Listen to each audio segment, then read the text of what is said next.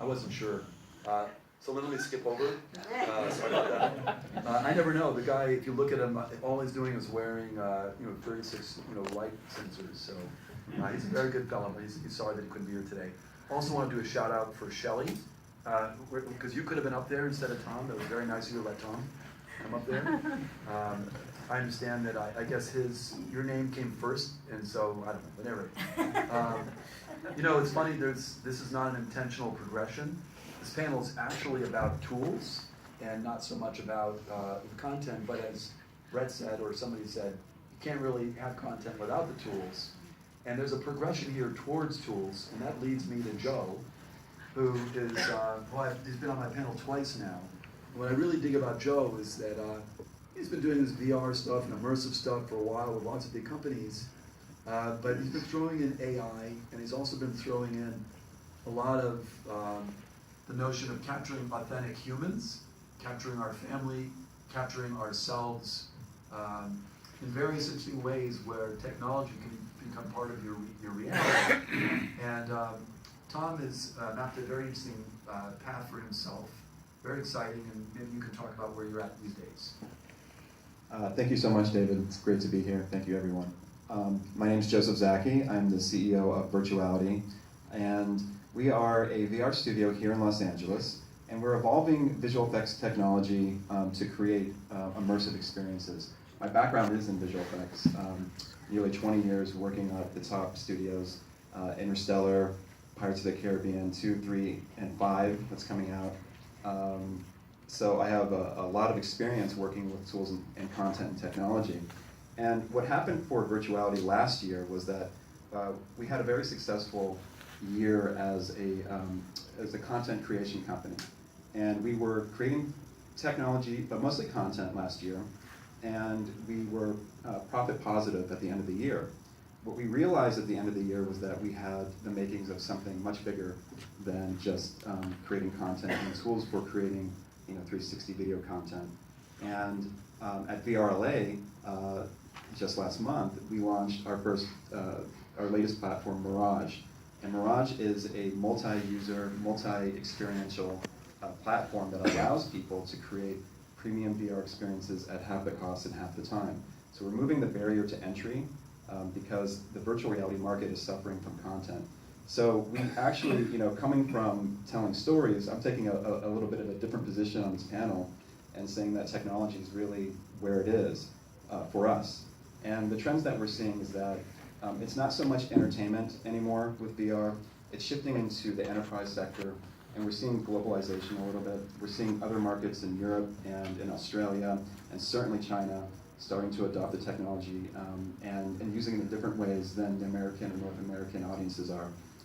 It's been very limited, I think, the VR market in North America to content, and now we're seeing broader application with VR for training, simulation, and that's really where virtuality is now headed because of our tools, because we have this platform to create these very deep experiences that are multi-user and multi-experiential. So my position is definitely more on the tech side now. As I know last time we were talking content and virtual humans. I think that's still part of it, but it comes down to where's the application for this technology and how is it going to change either business, what industries are going to be affected by these new tools and ways to communicate. Certainly in the enterprise space. And I think out of the enterprise space, you're also going to start to see standards emerge. And that's really what we really need in this industry is better standards so that we can all point to a set of rules and ways of distributing things and creating things. I think it's very vital. So we're actively working on all of that stuff. We're taking the long view and the long stance that technology will ultimately allow creators like yourself, Brett, and the real talented creative directors out there to make compelling experiences beyond just the limited kind of things that we're seeing today. It feels a little bit like you're selling yourself short because story is how we've always taught each other. And so what you're doing is you're empowering written story to the extent to which folks in air conditioning and aircraft maintenance can tell stories so that people will be engaged and optimize the integration of that data in their brain. I mean, it's so true. I mean, I'm kind of a contradiction because I say all this, and yet we're launching a new product called Phantom, which is taking VR technology and putting it back into visual effects. And we're working on a very big movie right now in the pre-production phase to create new, reduce the amount of time on set, reduce the complexity of shooting locations. And so we're seeing, it's almost like, I never thought that we would be going back into visual effects with the technology. I thought that this would be a continuum, but it's interesting how it's all interrelated. And the need, just the absolute need to get things visualized and to get people in a multi-user environment and to be seeing the same things and to be communicating in the same way. Is it like previs? It's like previs. Uh-huh. It's much more sophisticated than that. I think that's, one of the core aspects is that the finding of a process. This is one of the things I'm totally focused on. There's so many disparate, fractured things out in this space right now, and we have to actually find a way, just like we found a way to, create a feature film, which took a lot of different disparate people and expertise sets and artistry, and make it into a process that, kind of codified around 1933 or so, and we're still actually there.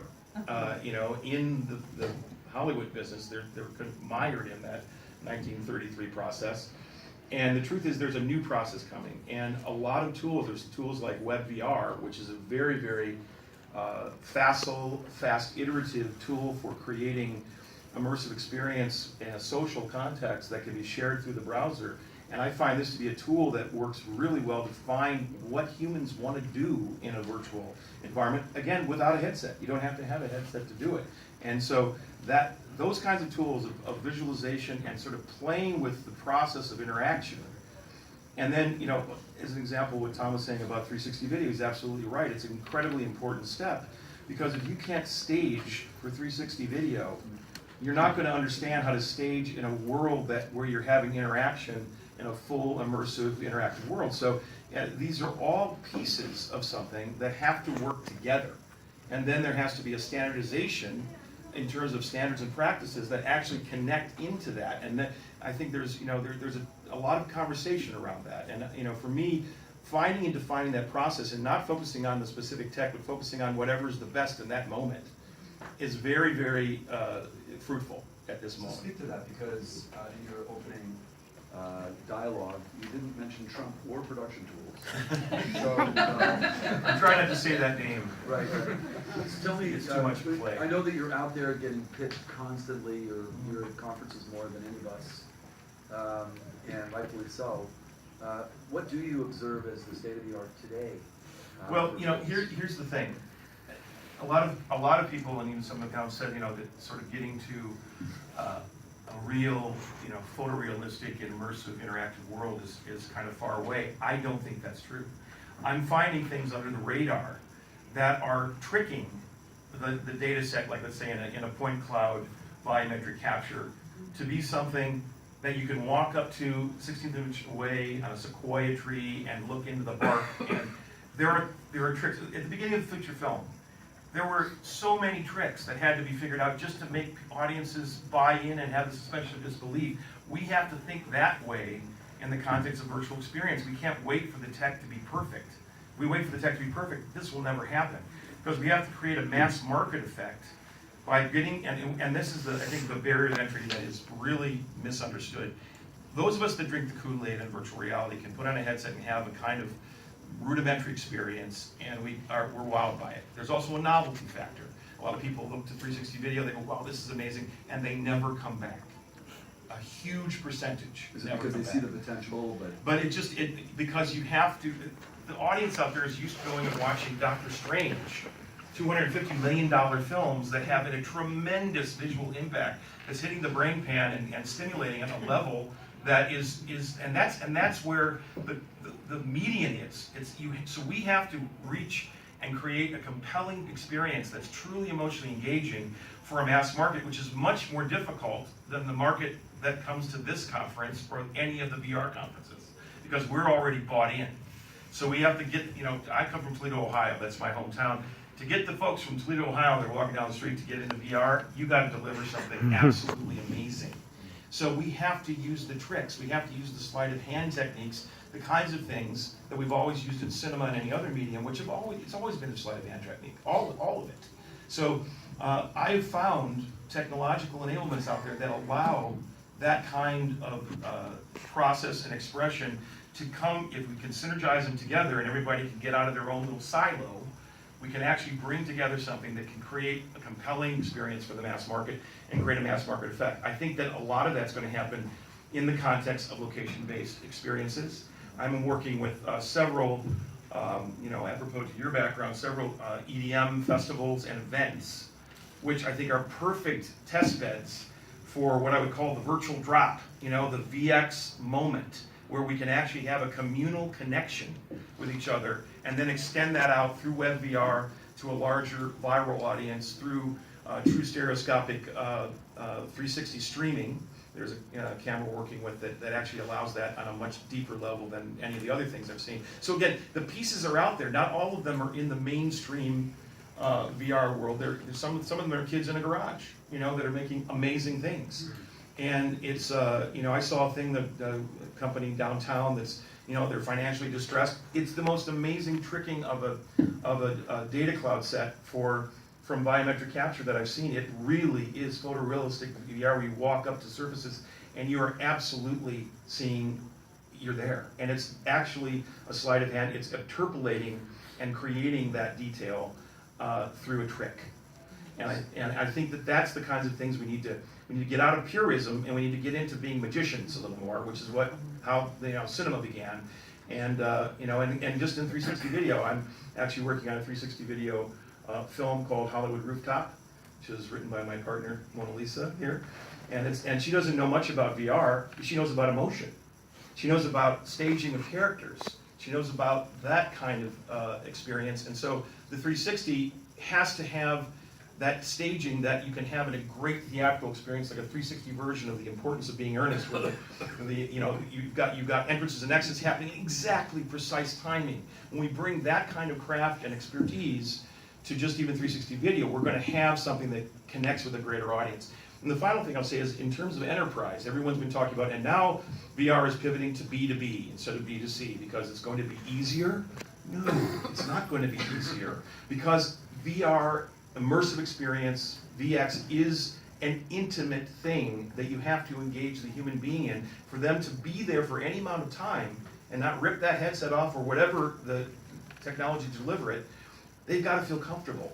No matter what, it's not like there's more clinical use out there. Matter of fact, I'm working on a big medical visualization project with some of the top human biome researchers in the world, and it's a very clinical idea, because we're taking this data set of human biome research and putting it into a visualization environment immersively, but we're focused on how we're going to get the researchers to engage emotionally with that data and feel comfortable in engaging and interacting with it. Without that, they want to rip the thing off and get out of there.